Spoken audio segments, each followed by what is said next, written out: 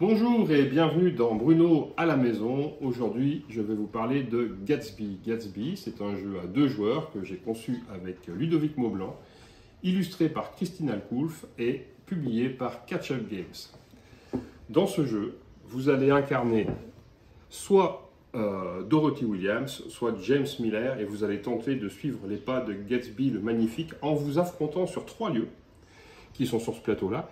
Vous avez le cabaret, le centre d'affaires et les champs de course. 3 modes d'affrontement différents puisque pour récupérer l'influence, en fait vous vous battez pour récupérer les différents personnages. L'objectif étant pour l'emporter soit d'avoir les 3 personnages d'une même couleur. Dans cette configuration qui a été mise au départ, on sait que les 3 personnages violets sont disponibles, donc si quelqu'un les emporte, il gagne la partie immédiatement. Ou alors, vous pouvez l'emporter si vous possédez un personnage de chacune des 5 couleurs. Enfin, si cette condition n'arrive pas, la fin de partie se déclenche si tous les personnages d'un des 3 plateaux ont été récupérés par les joueurs. Et dans ce cas-là, c'est celui qui possède le plus d'étoiles qui va l'emporter. Donc maintenant, comment s'affronte-t-on sur les différents plateaux et comment récupère-t-on les personnages? Quand on va au cabaret, on verra comment on pose ces pions-là. Mais en fait, pour récupérer un personnage, il va falloir réussir à relier, donc là c'est un jeu de connexion, il va falloir réussir à relier 2 bords opposés pour prendre le personnage. Si on relie ce bord à ce bord-là, on gagne ce personnage. Si on relie ce bord-là à ce bord-là, on prend ce personnage. Enfin, on a 4 tables spéciales au cabaret. Si je possède les 4 tables à un moment donné, je prends le personnage face cachée qui est ici. Au centre commercial, c'est tout à fait différent, puisque là, en fin de compte, il s'agit d'une course. Nos pions vont progresser toujours vers le haut, et le premier qui va franchir une étape va récupérer le personnage, etc., etc. Donc là, une course. Enfin, ici, c'est un jeu de majorité. Les personnages seront attribués lorsqu'un champ de course a tous ces emplacements qui ont été remplis. Et là, tout simplement, c'est celui qui a le plus de pions à sa couleur qui va récupérer le personnage correspondant. Maintenant, comment placer tous ces pions sur ce plateau-là? Là, on va commencer par définir qui commence. Là, par exemple, ça serait James Miller qui commence. En contrepartie, Dorothy, elle va choisir de placer un de ses pions au cabaret sur une table et elle va choisir une action spéciale parmi 2 qu'elle va placer dans son emplacement ici. L'autre étant défaussé, il n'y a qu'elle qui peut faire ça.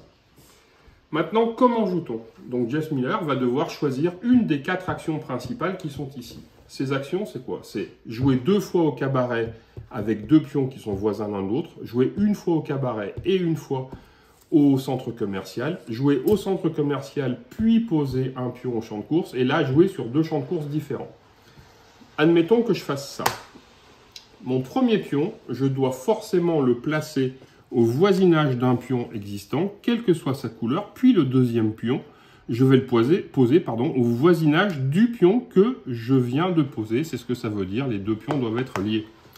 On voit que sur ces plateaux, etc., il y a tout plein de petits symboles, j'y reviendrai après, ça va déclencher de nouvelles actions. Donc là, ça, c'est l'action ici. S'il avait joué ici, il poserait simplement un pion ici, et ensuite, il va monter sur ce plateau-là. Quand on est en tête dans la course ou à égalité, on monte que d'une case. Si, par exemple, il a été déjà en retard, il monterait de 2 cases d'un coup. Ici, même chose, je joue d'abord au centre commercial, puis je viens poser un de mes pions sur un des champs de course, sachant qu'on les pose toujours de la gauche vers la droite, en déclenchant éventuellement les petits effets bonus.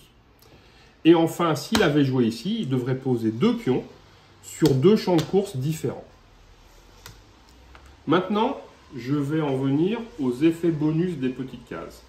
Ici, par exemple, on voit qu'on a un effet bonus centre commercial. Donc, je vais avancer un peu plus haut. Le doigt pointé, comme ça, ça veut dire « je t'impose ton prochain coup ». C'est-à-dire qu'au lieu que tu choisisses ton prochain coup, je vais te dire « tu vas faire ça », je peux choisir de t'obliger à déclencher ton action spéciale. Ça va permettre de prendre connaissance ou regarder 2 pions. Et éventuellement, on va déchanger leur place si on souhaite. Donc ça permet d'avoir une connaissance des pions qui ne sont pas en jeu, puisqu'en fait, au début de la partie, on a écarté 3 jetons au hasard. Ça permet d'échanger la position de 2 pions. Alors on peut le faire sur le même plateau, mais on peut aussi éventuellement, dans une configuration telle que celle-là, échanger comme ça.